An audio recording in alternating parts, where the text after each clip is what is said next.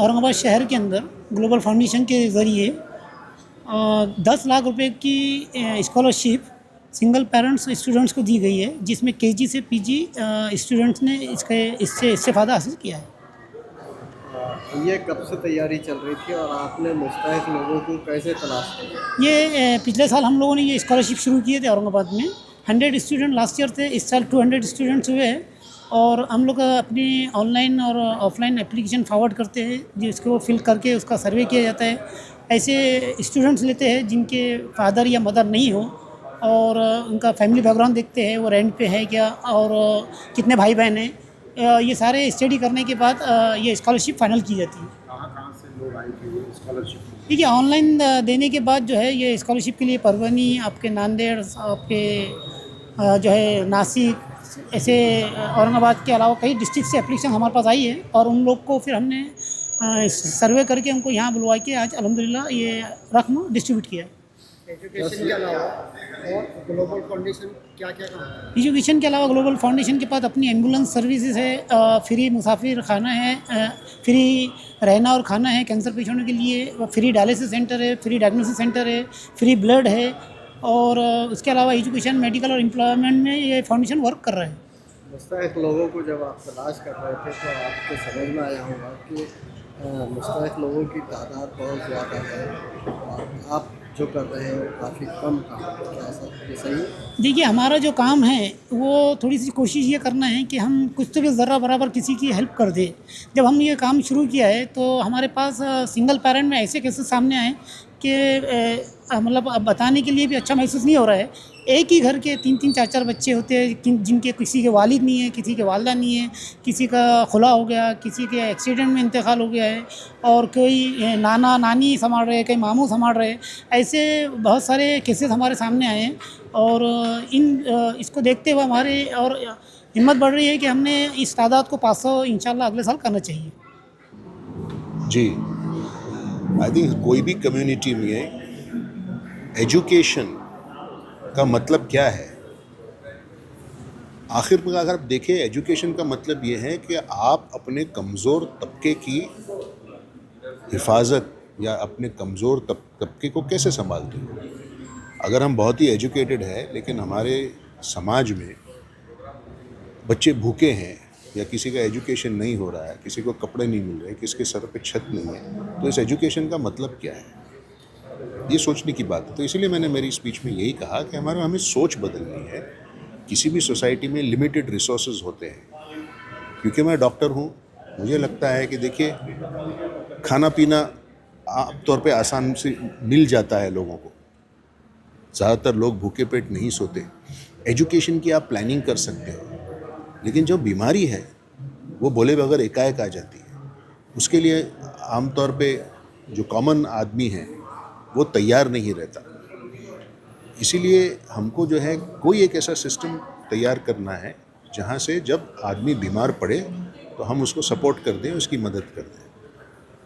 अच्छी क्वालिटी की health care महंगी है और समाज को इसके बारे में सोचना है। तो आज जो मैंने देखा ग्लोबल फाउंडेशन में, अल्हम्दुलिल्लाह काम बहुत अच्छा हो रहा है।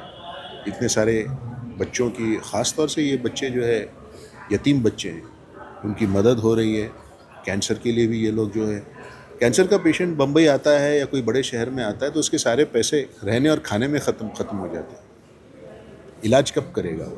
तो उसके लिए वो एक इदारा तैयार कर रहे हैं जहाँ उनको रहने की जगह मिलेगी, उनके खाने का इंतज़ाम होगा और ट्रीटमेंट में भी मदद होगी। जी, मैं सैयदा सीमा फ़ातिमा हैदराबाद से दारुल इन्फ़ाक़ फाउंडेशन की फ़ाउंडर हूँ, और यहाँ पे ग्लोबल फाउंडेशन को जो ताउन हुआ हम लोगों का, वो दारुल इन्फ़ाक़ फाउंडेशन अमेरिका से काफ़ी मदद पहुँची है। अल्हम्दुलिल्लाह स्टूडेंट्स की मदद करने के लिए हमारी यही कोशिश है कि ये बच्चे पढ़ लिख के अपने पैरों पे खड़े हों और वो इस काबिल बने कि दूसरे बच्चों की मदद कर सके।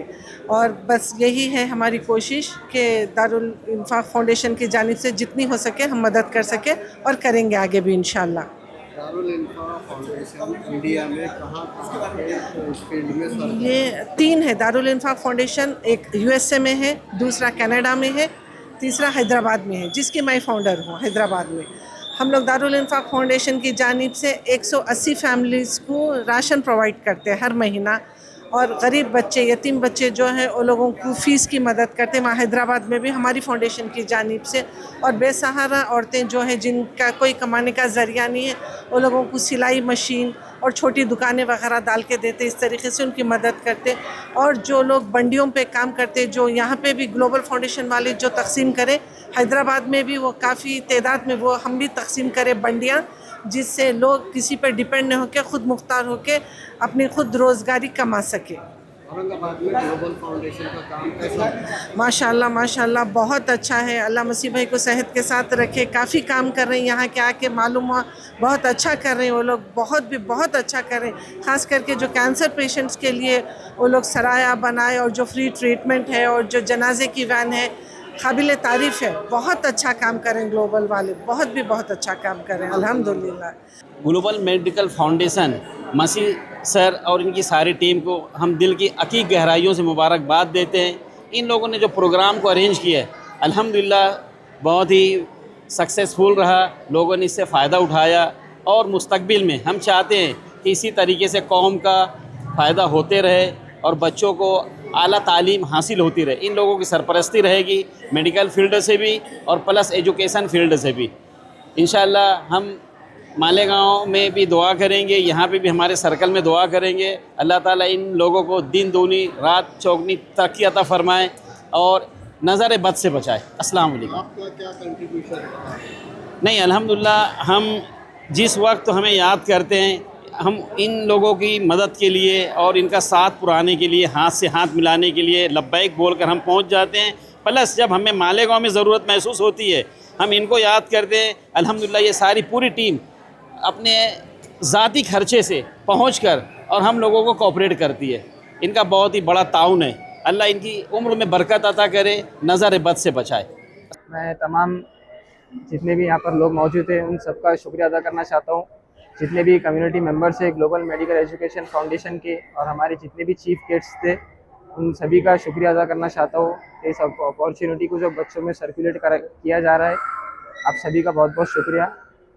जज़ाकल्लाह खैर। क्या कहेंगे, ऐसे ही फ्यूचर में और भी उन्होंने इन बच्चों को आपके जैसे को हेल्प करना चाहिए?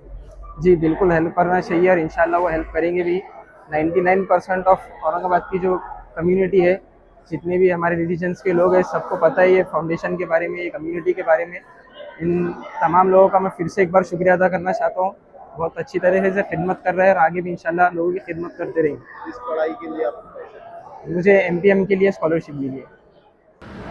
औरंगाबाद के हज हाउस में आज एक काबिल तारीफ़ प्रोग्राम हुआ। मैं इस प्रोग्राम को इसलिए काबिल तारीफ़ कह रहा हूँ क्योंकि इस प्रोग्राम में तकरीबन 200 मुस्तहिक़ तलबा व तालिबात को स्कॉलरशिप फ़राहम की गई, और ये स्कॉलरशिप किसी एक मखसूस क्लास के लिए नहीं थी, बल्कि PG से लेकर KG तक 200 बच्चों को तकरीबन 10 लाख रुपए तकसीम किए गए।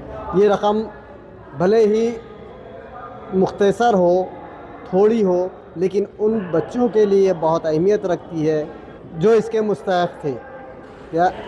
यानी ये उनके लिए काफ़ी मददगार साबित हो सकती है। ये प्रोग्राम ग्लोबल फाउंडेशन की तरफ से रखा गया था। औरंगाबाद शहर के लोग बखूबी जानते हैं कि ग्लोबल फाउंडेशन पिछले 20-22 सालों से ज़िंदगी के मुख्तलिफ़ शोबों में काम कर रहा है, और अब तालीम के शोबों में उन्होंने एक मिसाली क़दम उठाया है।